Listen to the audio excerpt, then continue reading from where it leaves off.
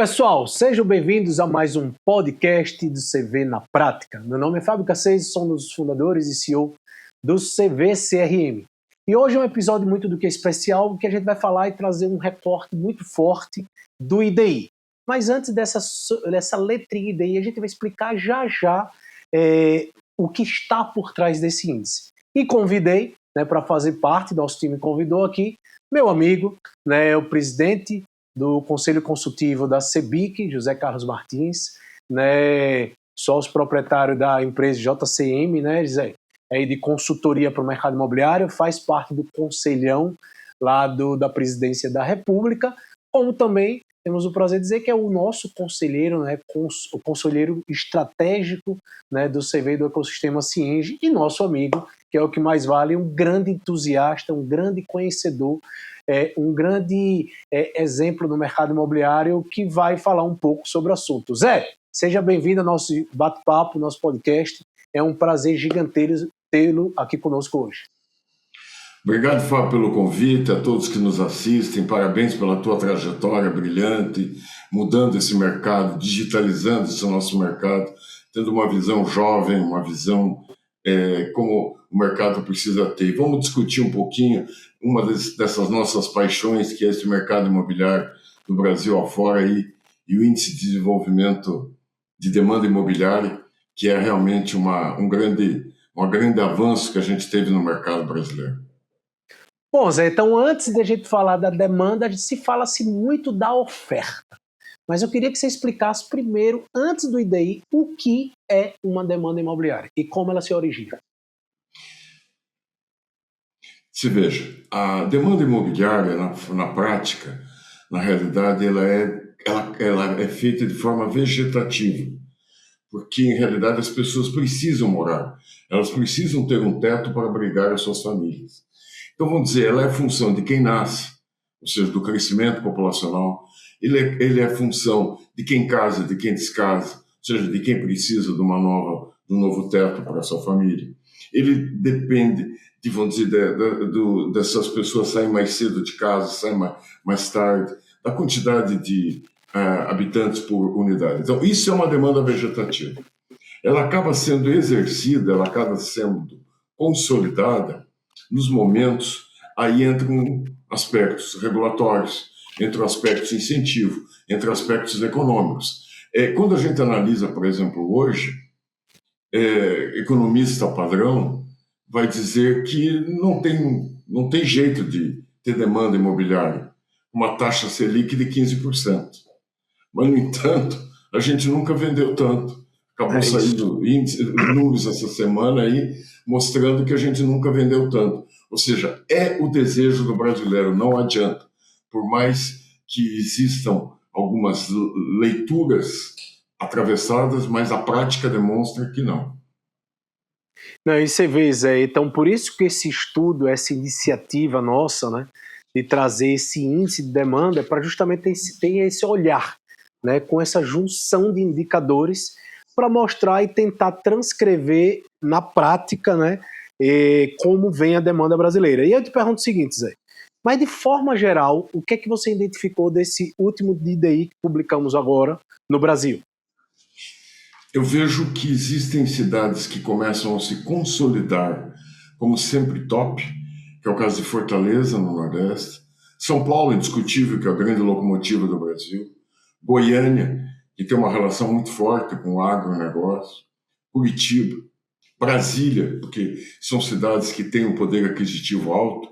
E o IDI, o Índice de Demanda, quando ele faz a ligação entre a necessidade de ter moradias com a capacidade econômico-financeira das famílias de adquirir, porque tem esse lado também, porque muitas vezes você chega numa cidade e tem uma demanda, mas as pessoas não têm renda para poder comprar aquele imóvel. Mas quando você começa a ver, você começa consolidando ao longo do tempo um determinado grupo de cidades que sempre elas estão ali em cima, no top, fazendo muito bonito isso aí. Eu acho que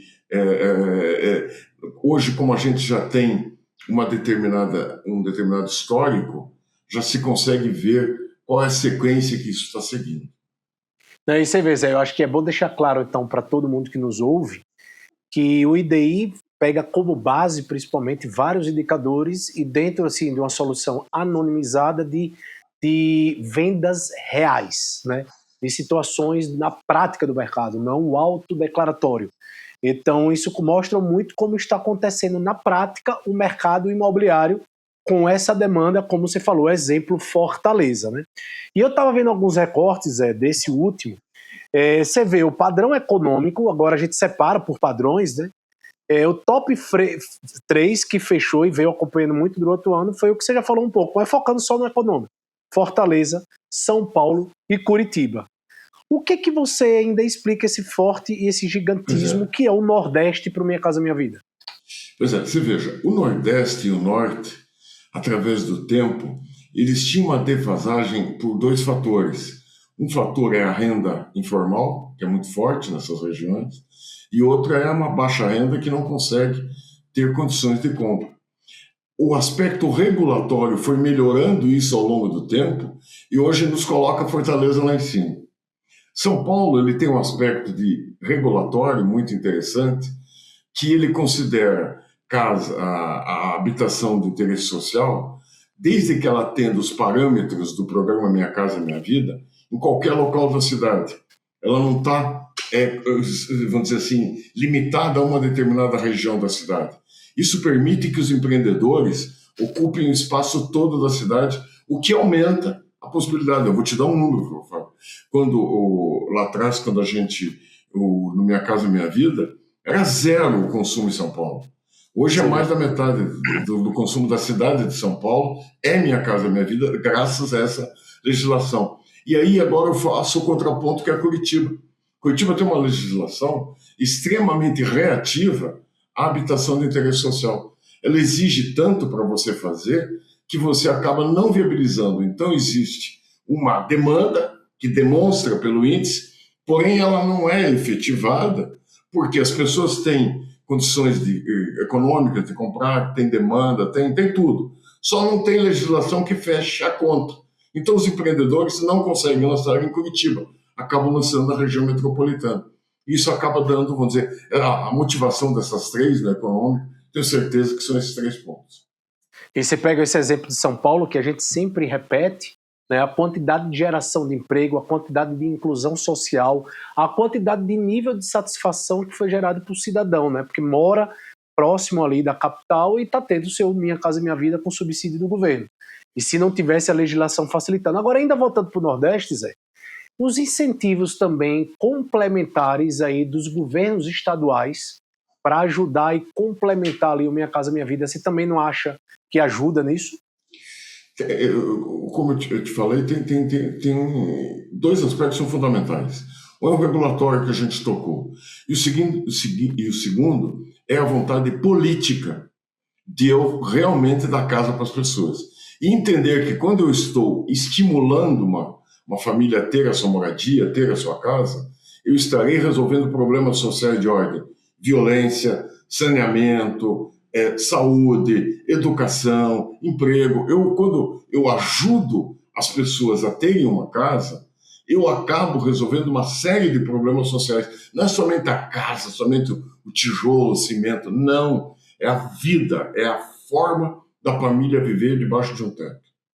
E complementar isso a própria segurança, né? Viver bem se torna mais seguro. E aí Fábio, eu só queria acrescentar uma coisa aqui. Hoje a gente vê muito na imprensa o feminicídio, a gente vê essas coisas todas.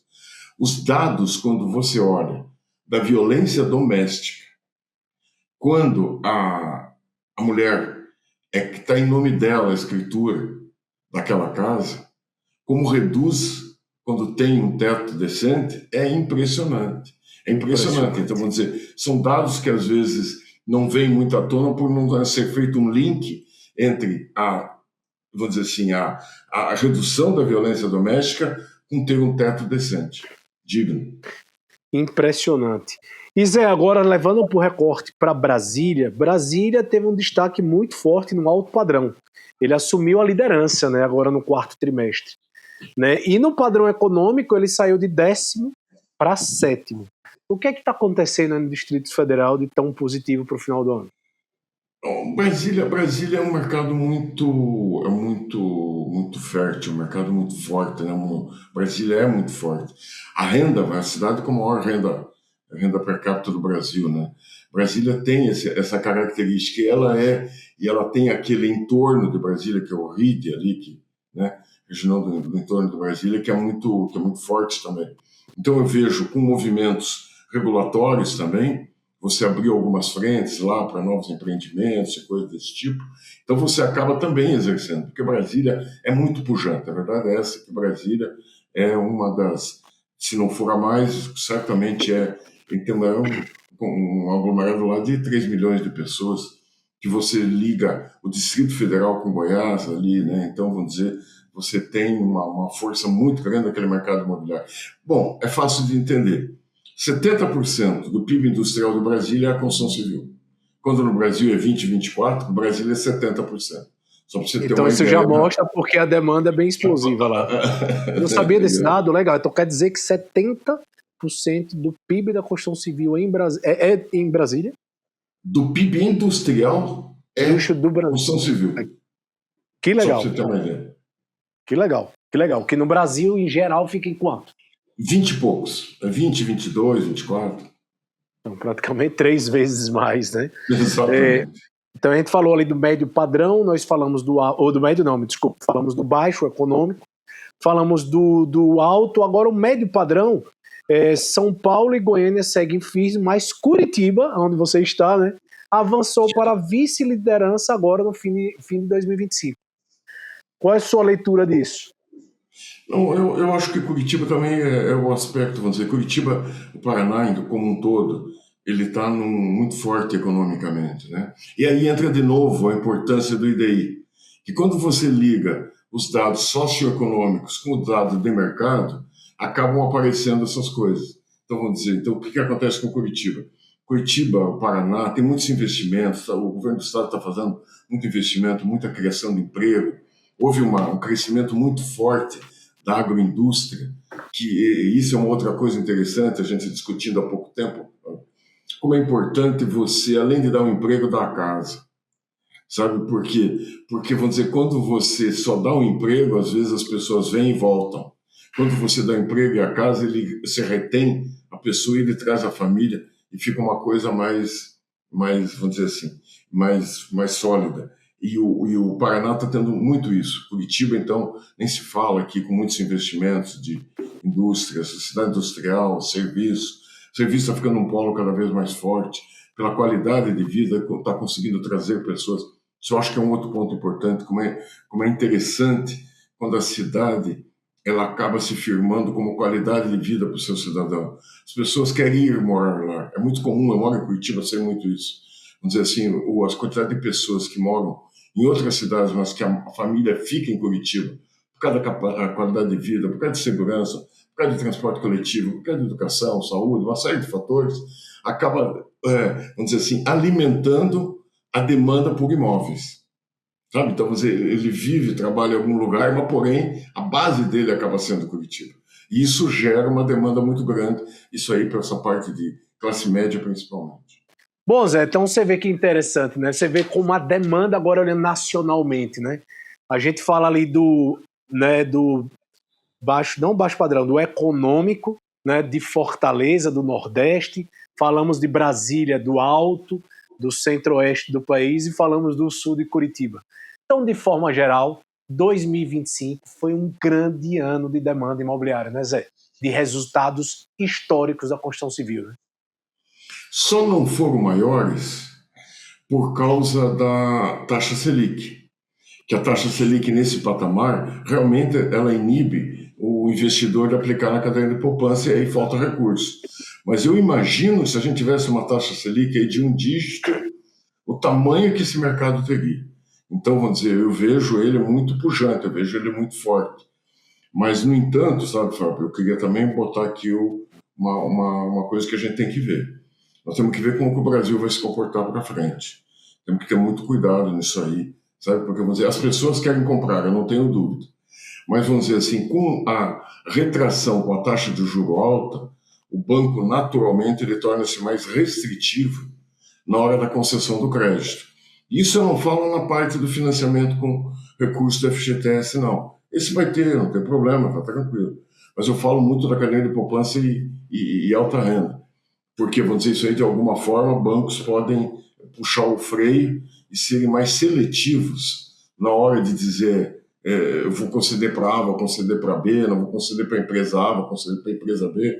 Então, eu acho que os empreendedores têm que ter muito, assim, um pouco mais conservadores na hora da decisão, não do que nós estamos vendendo hoje, lançando hoje, não, mas daquilo que eu vou lançar daqui mais um tempo. Porque você vê, o que você fala do cenário, a leitura 2026 vai ser extremamente positiva por causa do Minha Casa Minha Vida. Sim. O alto e o médio vai depender da capacidade de fundo e de taxa Selic. E o que a gente vê é alguns movimentos de outras formas de funding aí, né? Dos próprios CRIs em geral, só que ainda depende da taxa Selic, né? Mas ela tende a apontar, né? Eu acho que está tendendo a apontar dar uma baixada, né, Zé? Mas ela não vem para um dígito esse ano, não. Não, ela demora um pouco até chegar até um dígito só. E vamos dizer, existem mecanismos, por exemplo, esse que está liberando compulsório e fazendo um mix com LCI para poder ter uma taxa de juro razoável para o tomador final, né? Existem iniciativas aí que ajudam contra isso. A única coisa que tem que ficar um pouquinho alerta é de como que esses parâmetros irão se comportar. Não ser muito entusiasta, sabe, Fábio? É isso que eu quero dizer. Eu acho que está tudo certo, está tudo normal, está tudo bem. Porque não pode se empolgar, porque nessa empolgação, às vezes, gera ressaca. Perfeito. E Zé, a gente falou também, a gente fez esse ano 2025, né, um recorte também do estado de São Paulo, que você até falou, o tamanho do estado de São Paulo. E lá, a gente, nessas 3 rodadas, a gente fez meio que um raio-x e a gente separou por zonas, né? Você vê, a Zona Oeste deu um salto incrível, saindo do 3º lugar da liderança do ano ali, né? Então, a gente vê também uma mudança no zoneamento de São Paulo. Isso tem muito impacto, principalmente do padrão econômico. Sua leitura é essa?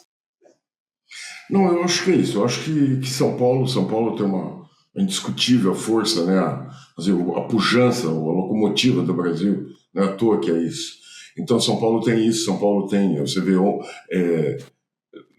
há poucos dias, o governador de estado lança o Centro Administrativo de São Paulo, investimento de 6 bilhões de reais, meu Deus do céu, 6 bilhões de reais, não é 6 milhões, 6 bilhões de reais. Então, você acaba fazendo, com isso, você com um investimento público desse tipo, você estimula toda uma área. Eu vejo, por exemplo, que o centro de São Paulo rapidamente se tornará um grande frente de novos negócios, de oportunidades. A Zona Oeste já acaba tendo um pouco de efeito sobre isso, né? Vamos dizer, o centro expandido de São Paulo, quem sabe seja aquilo que mais deva crescer proporcionalmente aí para frente, por causa justamente dessa condição de você dar possibilidade às pessoas de morarem perto do seu trabalho, perto do seu lazer, perto da saúde e educação, sem ter que fazer deslocamentos muito grandes, que é uma tendência internacional, e São Paulo certamente vai adotar isso a partir dessas decisões do governo do Estado. Perfeito, perfeito. Você vê que é tudo o que você falou desde o início, né? A política pública lá desde o início do processo de regulamentação, né? Como também de incentivo, como mexe, né? A construção civil como um todo. Zé, e aqui quem está nos assistindo, pessoal, que ainda quer se aprofundar mais sobre o IDI, conhecer mais, vou pedir ao nosso time para botar um link aqui, né, do vídeo gravado com o nosso especialista lá, Gabriela Torres, onde ela demonstra o resultado completo, e nós investimos numa tecnologia que fica de forma simples, gratuita, liberada para você consumir qualquer informação de qualquer estado, de qualquer cidade, porque o dado está aí, a gente fez de tudo para transcrever ele para informação e disponibilizamos isso através de tecnologia para ajudar na sua tomada de decisão, né, Zé? Aí eu queria que você concluísse, Zé, o que é que você poderia passar para quem nos ouve, que nos assiste, a importância de pegar esse índice e utilizar nas suas decisões diárias. Eu acho que foi muito boa essa tua provocação, Fábio, pelo seguinte, vamos dizer, eu estou em Curitiba, Você poderia estar em Florianópolis, você poderia estar em Sorocaba, certo? E aí eu quero saber como está se comportando o mercado de Sorocaba, como é que está comportando o mercado de Natal, como é que está comportando o mercado de Belém.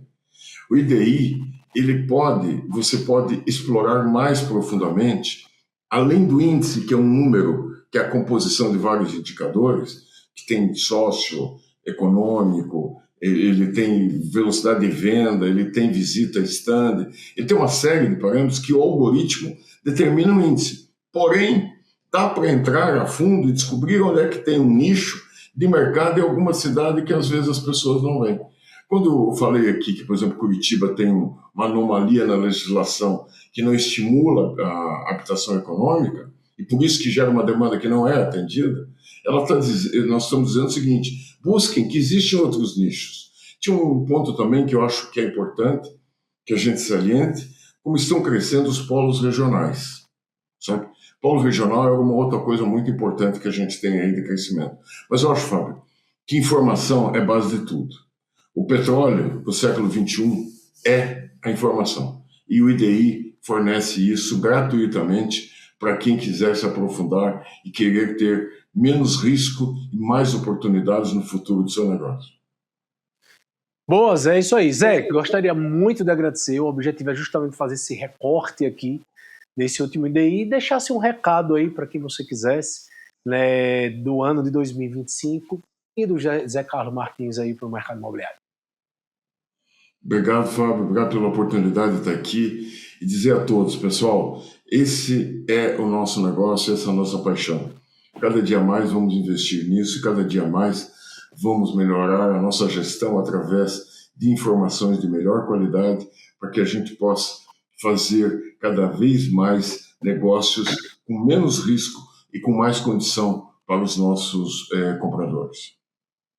No final do dia, pessoal, que eu escuto sempre desse rapaz, desse ser humano ilustre, que é buscar eficiência no mercado imobiliário, né, Zé? E buscar eficiência de várias formas, utilizando tecnologia, utilizando inovação, utilizando principalmente as pessoas, mas mais do que isso, a informação. Né? Com informação a gente se torna mais eficiente e no final do dia mais lucro. Mais lucro faz a máquina girar e a gente gerar mais emprego, desenvolver mais e crescer o nosso negócio. Então é esse que a gente busca, né? Antes de tecnologia, a gente trazer informação para ajudar na tomada de decisão. Né, Zé? Zé, obrigado, viu? Obrigado a você. Pela presença. Pessoal, chegamos a mais um fim do podcast CV na Prática. Como sempre, vários episódios aqui. Você que quer mais informações específicas do IDI, pode entrar no nosso site cvcrm.com.br, no próprio site do Cienge, cienge.com.br. Lá tem um recorte muito claro do IDI, vários IDIs. Como também, né, vai entrar no nosso Instagram, nas suas redes sociais e compartilhe. Compartilhe para seus colaboradores, para seus corretores imobiliários e também para todo o mercado imobiliário. Valeu, até a próxima! Valeu, Zé! Show!